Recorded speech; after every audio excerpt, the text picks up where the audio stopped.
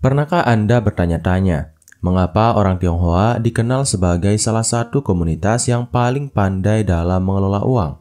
Mengapa di banyak negara, termasuk Indonesia, kita sering melihat keluarga Tionghoa yang mampu membangun bisnis besar, membeli properti, atau setidaknya hidup dengan kondisi finansial yang lebih stabil dibanding rata-rata masyarakat? Apakah mereka memiliki semacam rahasia khusus yang diturunkan dari generasi ke generasi? Atau mungkin ada kebiasaan tertentu yang membuat mereka berbeda dari kita dalam hal cara memandang uang? Pertanyaan-pertanyaan ini tentu saja menarik, dan justru rasa penasaran inilah yang akan kita kupas secara mendalam hari ini. Sebelum kita membahas lebih jauh, mari saya ajak Anda sejenak untuk membayangkan sebuah adegan sederhana. Ada dua orang teman sebaya yang memulai hidup dari nol. Yang satu adalah orang biasa, sedangkan yang lain berasal dari keluarga Tionghoa sederhana. Keduanya bekerja keras, sama-sama berpenghasilan, sama-sama menghadapi tantangan hidup. Namun setelah 10 tahun, hasilnya sangat berbeda. Yang pertama mungkin masih berjuang menutup kebutuhan bulanan, sementara yang kedua sudah bisa membeli rumah atau bahkan membuka usaha sendiri. Pertanyaannya, apa yang membuat perbedaan itu begitu signifikan? Apakah murni soal keberuntungan, atau ada pola pikir dan strategi yang diam-diam mereka terapkan dalam kehidupan sehari-hari? Inilah yang sering disebut sebagai rahasia orang Tionghoa dalam menabung.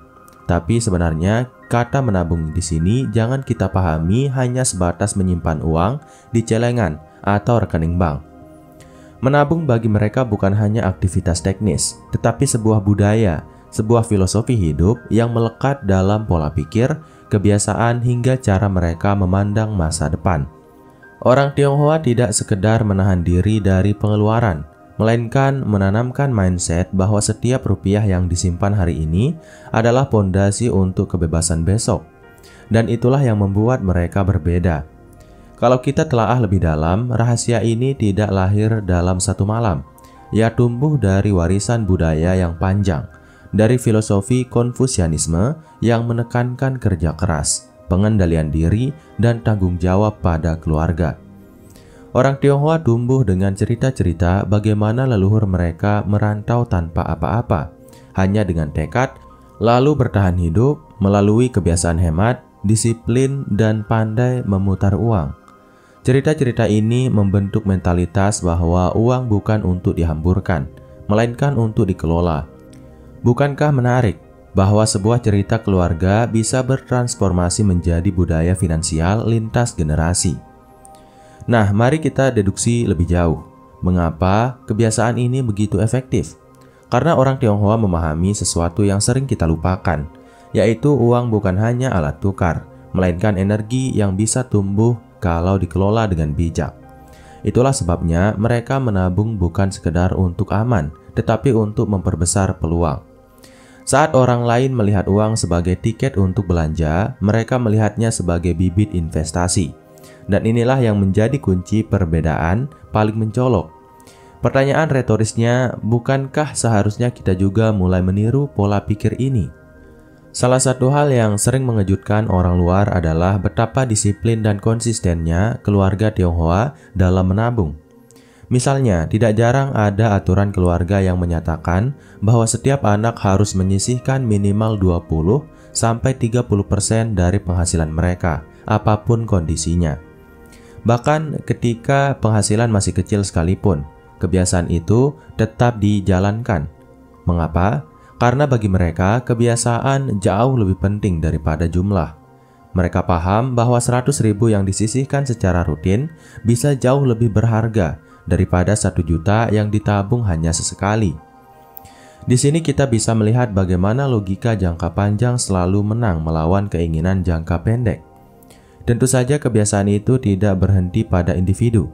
Seringkali keluarga Tionghoa juga membangun sistem kolektif dalam menabung. Ada yang dikenal dengan istilah arisan keluarga atau tontin yang dijalankan secara internal. Setiap anggota menyetor sejumlah uang secara rutin, lalu hasilnya diputar untuk kebutuhan usaha, membeli properti, atau modal pendidikan. Dengan cara ini mereka bukan hanya menabung untuk diri sendiri, tetapi juga menciptakan jaringan finansial yang memperkuat keluarga besar. Bayangkan jika dalam satu keluarga ada 10 orang yang disiplin menabung, lalu uang itu digabungkan untuk membeli toko atau tanah. Betapa cepatnya kekayaan kolektif bisa terbentuk.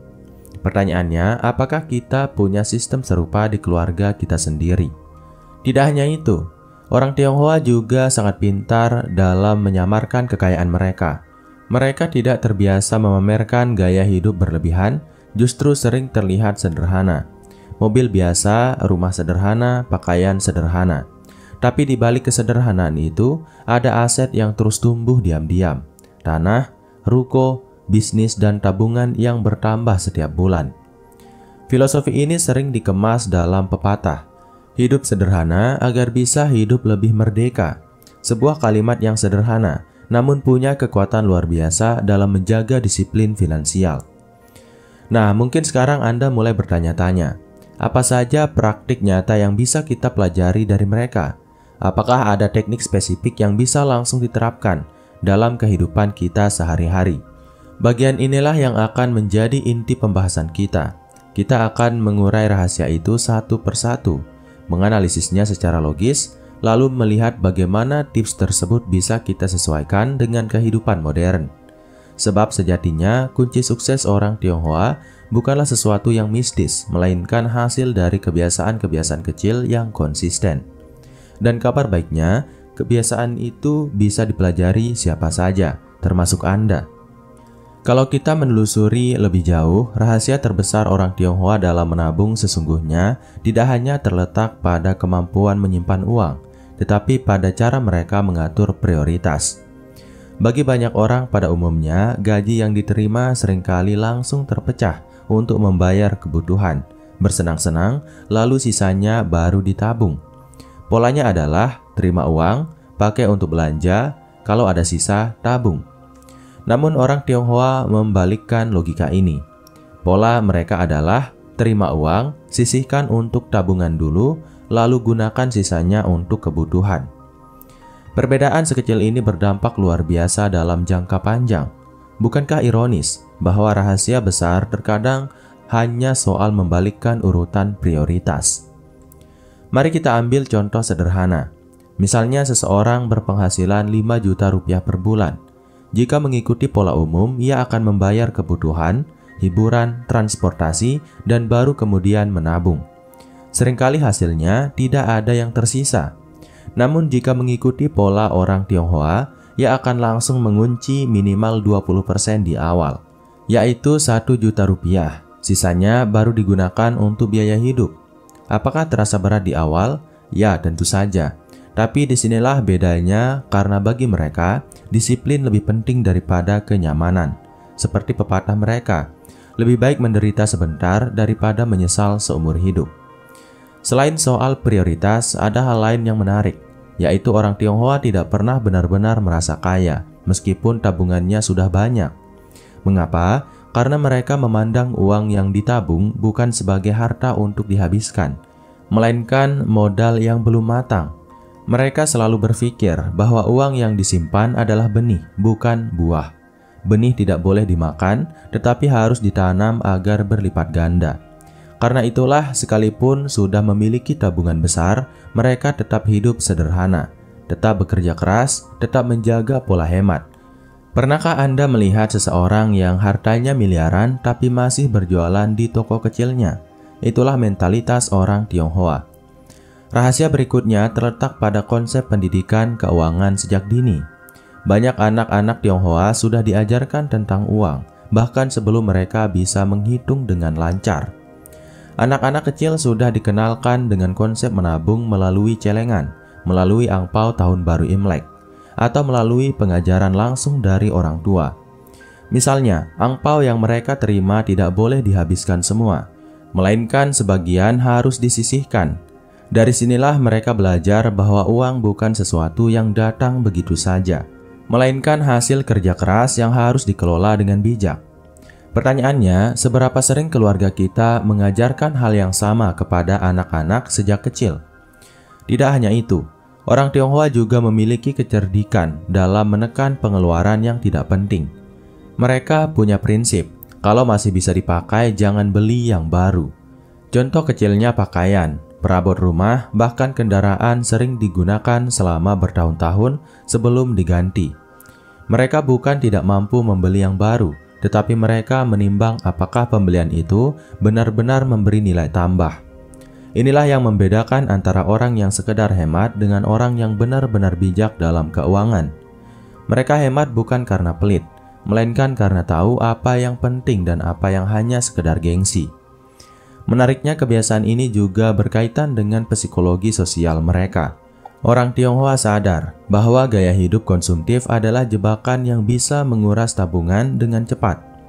Mereka tahu bahwa memamerkan kekayaan justru sering menimbulkan iri hati, persaingan tidak sehat, bahkan resiko keamanan. Karena itu, kesederhanaan bukan hanya strategi finansial, tetapi juga strategi sosial. Dengan tampil sederhana, mereka bisa menjaga diri, keluarga, sekaligus tetap fokus pada tujuan jangka panjang. Pernahkah Anda memperhatikan bahwa banyak pengusaha Tionghoa yang kaya raya, tetapi saat keluar rumah hanya memakai pakaian biasa dan sendal jepit? Itu bukan kebetulan, melainkan strategi yang terencana. Rahasia lain yang patut kita deduksi adalah bagaimana orang Tionghoa menggunakan konsep uang berputar. Mereka jarang membiarkan uang mengendap terlalu lama di rekening tanpa tujuan. Tabungan memang penting, tetapi lebih penting lagi adalah bagaimana tabungan itu berkembang. Maka sebagian tabungan biasanya dialokasikan ke dalam bisnis, properti atau investasi lain yang bisa menghasilkan arus kas. Misalnya, tabungan dikumpulkan untuk membeli ruko, lalu ruko itu disewakan. Uang hasil sewa masuk sebagai pemasukan baru, sementara ruko tetap menjadi aset. Dengan cara ini, tabungan mereka bukan hanya bertambah, tetapi juga berkembang secara eksponensial. Mari kita tarik logika deduktifnya. Jika Anda menabung 20% dari gaji setiap bulan, dalam 5 tahun mungkin Anda bisa mengumpulkan cukup uang untuk membeli tanah atau rumah kecil. Dari aset itu, nilai kekayaan Anda bisa meningkat tanpa harus menambah jam kerja. Itulah yang disebut compound effect, efek berlipat ganda dari konsistensi kecil yang dilakukan terus-menerus. Tidak heran kalau dalam 10 atau 20 tahun, orang Tionghoa yang rajin menabung bisa jauh lebih maju dibanding orang lain yang hanya fokus pada konsumsi sesaat. Tentu saja ada elemen psikologis yang membuat mereka lebih kuat dalam menahan diri. Orang Tionghoa terbiasa melihat uang sebagai simbol keamanan. Mereka tahu bahwa hidup penuh ketidakpastian. Bisa ada krisis ekonomi, penyakit, atau peristiwa mendadak. Karena itu tabungan bukan sekedar untuk masa depan indah, tetapi juga sebagai tameng perlindungan. Mereka seringkali memiliki dana darurat yang cukup besar, sehingga tidak panik ketika terjadi musibah. Bandingkan dengan banyak orang yang ketika terjadi masalah, langsung terlilit hutang karena tidak punya cadangan finansial. Bukankah itu perbedaan yang sangat fundamental? Selain itu, ada kebiasaan menarik yang jarang dibicarakan. Orang Tionghoa sering menyimpan tabungan dalam bentuk barang bernilai, emas, perhiasan, bahkan properti kecil seperti kios atau tanah di desa. Mengapa? Karena mereka memahami bahwa uang tunai bisa habis, tetapi aset cenderung bertumbuh nilainya seiring waktu. Emas misalnya, bukan hanya sebagai hiasan, tetapi juga tabungan yang bisa dicairkan kapan saja.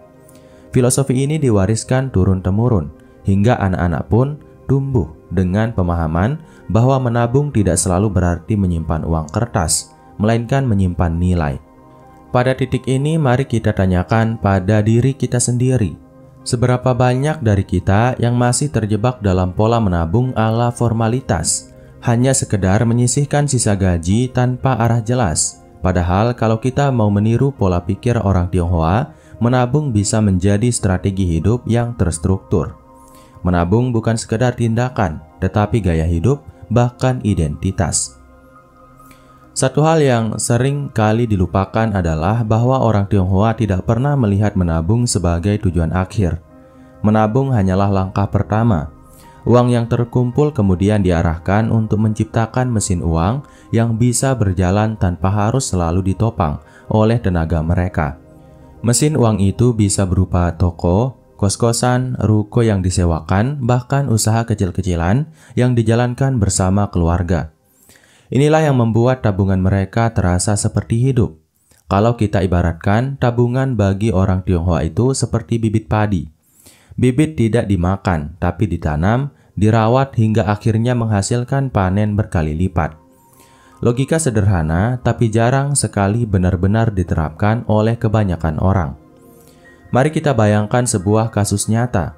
Ada seorang pedagang Tionghoa di sebuah pasar tradisional. Setiap hari, keuntungan yang dia dapatkan tidak besar, mungkin hanya beberapa ratus ribu rupiah. Namun setiap malam, dia menyisihkan sebagian hasil itu, disimpan secara konsisten. Setelah bertahun-tahun, tabungan tersebut cukup untuk membeli satu kios tambahan di pasar.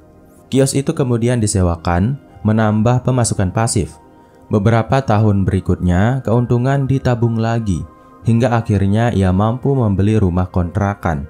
Rumah kontrakan itu kembali menghasilkan uang. Dari satu kios kecil, kini dia memiliki jaringan aset yang terus berkembang. Pertanyaannya, apa yang membedakan kisah ini dengan kebanyakan orang? Satu kata, yaitu konsistensi. Selain konsistensi, ada kebiasaan orang Tionghoa yang sangat penting. Mereka tidak mudah tergoda untuk meningkatkan gaya hidup hanya karena penghasilan naik. Kalau pendapatan mereka naik, bukan berarti mereka langsung pindah ke rumah mewah atau membeli mobil baru. Sebaliknya, mereka tetap menjaga standar hidup sederhana dan justru menambah porsi tabungan atau investasi. Dengan begitu, mereka mempercepat akumulasi modal. Disinilah letak kekuatan mental yang luar biasa. Sebab jujur saja, bukankah kebanyakan dari kita cenderung tergoda untuk meningkatkan gaya hidup begitu ada tambahan gaji atau bonus? Ada pula aspek filosofi keluarga yang unik. Orang Tionghoa memandang tabungan bukan hanya untuk diri sendiri, tetapi juga sebagai bentuk tanggung jawab terhadap generasi berikutnya. Mereka menabung agar anak-anak bisa sekolah lebih tinggi, agar keluarga bisa punya modal membuka usaha baru, atau agar ada warisan yang ditinggalkan. Konsep ini menciptakan pola pikir jangka panjang yang kuat. Tabungan bukan sekedar angka di rekening, melainkan simbol pengorbanan untuk masa depan keluarga. Tidak heran kalau banyak keluarga Tionghoa bisa menjaga kekayaan lintas generasi, sementara banyak keluarga lain sering memulai dari nol setiap generasi. Lebih jauh lagi, mari kita bahas sisi psikologis yang jarang disadari. Orang Tionghoa menganggap uang sebagai alat ukur disiplin diri. Mereka percaya bahwa siapa yang bisa mengendalikan uang berarti juga bisa mengendalikan dirinya. Karena itu, mereka tidak mudah terjebak dalam perilaku impulsif. Ketika muncul keinginan membeli sesuatu yang tidak terlalu penting, mereka akan menimbang dengan logika. Apakah ini kebutuhan atau hanya keinginan sesaat? Apakah ini akan menambah nilai dalam hidup saya atau justru mengurangi cadangan masa depan saya? Pertanyaan sederhana, tapi jika dilatih terus-menerus bisa membuat seseorang tahan godaan yang biasanya menjebak banyak orang. Rahasia lain adalah cara mereka memandang hutang. Orang Tionghoa sangat berhati-hati dalam berhutang. Mereka paham bahwa hutang konsumtif adalah jebakan yang bisa menghancurkan tabungan bertahun-tahun. Namun mereka tidak sepenuhnya anti hutang. Jika berhutang untuk tujuan produktif, misalnya membuka toko atau membeli aset yang bisa menghasilkan pemasukan, maka itu dianggap wajar. Dengan kata lain, mereka membedakan dengan jelas antara hutang baik dan hutang buruk. Bukankah ini sesuatu yang sering terbalik dalam masyarakat kita, di mana banyak orang berani berhutang hanya untuk membeli barang konsumsi atau menjaga gengsi? Hal menarik lainnya, orang Tionghoa terbiasa menggunakan prinsip uang kecil jangan disepelekan. Bagi mereka, recehan pun tetaplah uang.